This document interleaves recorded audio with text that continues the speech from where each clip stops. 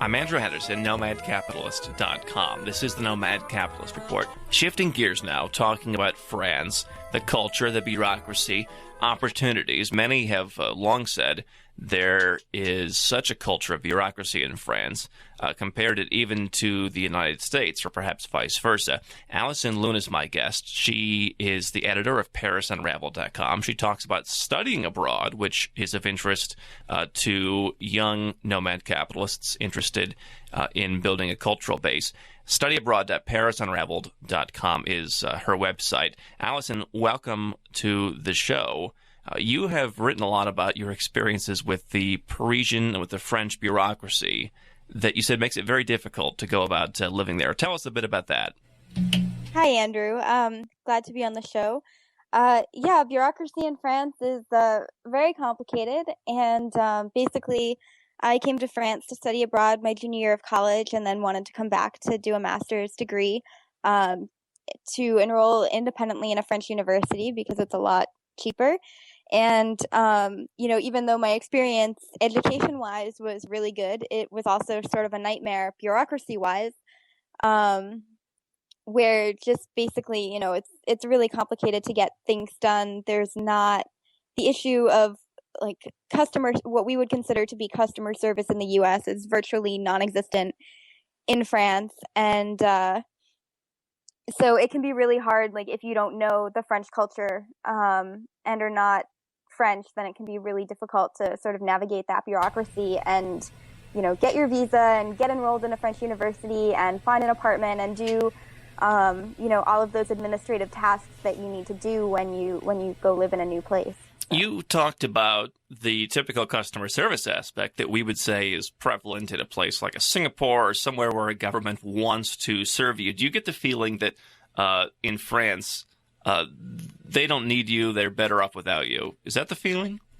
Not really. It's more I think that customer service in France has sort of its roots in the French Revolution, where basically, before the French Revolution, there were all of these nobles who, were very formal, and they, everybody had to call them vous and be very formal with them. And all of the rest of the population was tu, which is a very informal, sort of almost insulting now. And so after the French Revolution, sort of everybody, the big idea of the French Revolution was equality, and so everyone's created equal. So it's very unnatural for a French person in any situation, whether it's a store employee or a government official or whatever, to sort of subject themselves and lower themselves to help you. So because they consider that, doing that is sort of making them less equal in some way. So the idea is I'm your equal. I don't necessarily need you. If you're going to be nice to me and give me money, fine. But, don't treat me like I'm here to serve you, because I'm not. That's sort of the idea. Yeah, you had an experience with your visa where you said it was very frightening. Yeah, so when I was trying to stay here the first time, I was here as a student, and so my visa was valid for a full year, and it was expiring in July, and I had to get it renewed because I wasn't going back to the U.S., so I couldn't get a new visa. I was going to Algeria and Tunisia during the summer. And so basically what happened was the French office that does the medical visit when you get to France, they lost my paperwork. And so even though you're supposed to notify them that you're living in France within 3 months of getting here and go to do a medical visit to show that, you don't have any contagious diseases and that you're not going to infect France with tuberculosis or whatever, that's supposed to happen within a few months. Well, I didn't get mine until May. So almost 9 or 10 months before, after I had arrived.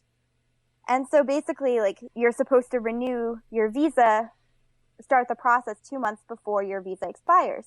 So by the time I had this visit and got my initial visa validated, the 2 months was imminent. I had to go right away to renew.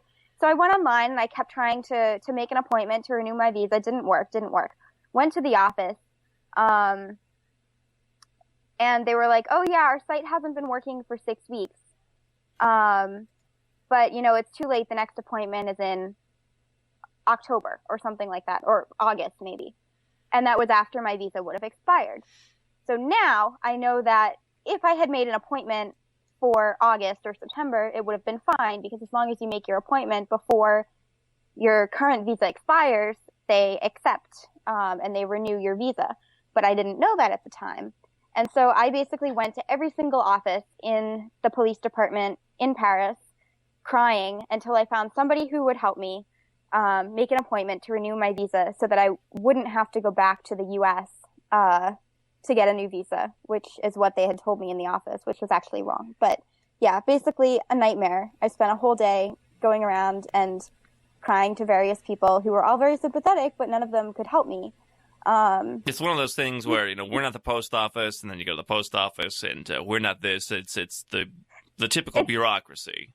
Yeah, and it's sort of like, in order to open a bank account, you have to have a lease and proof of your address. Well, some apartments, in order to have a lease, you have to have a bank account.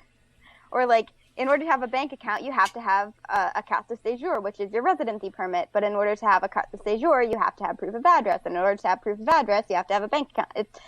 You can go around in circles if you don't have somebody who sort of knows how to cut through all that, ridiculousness and tell people, or, get somebody who's willing to help in sort of the French way, like, oh, well, could you really help me out? Because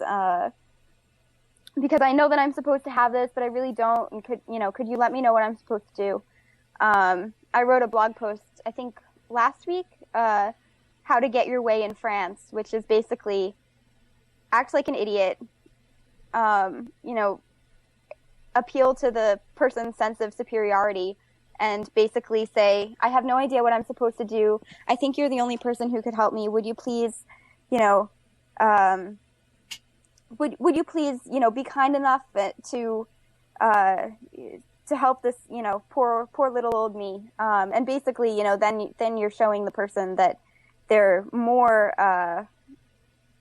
sort of powerful or above you, which everybody, of course, likes, no matter what culture they're in. It's almost reminiscent of the Chinese bureaucracy, which people, I think, label much differently than France. Though, talk about, if you were a business owner, would France be the place you would go?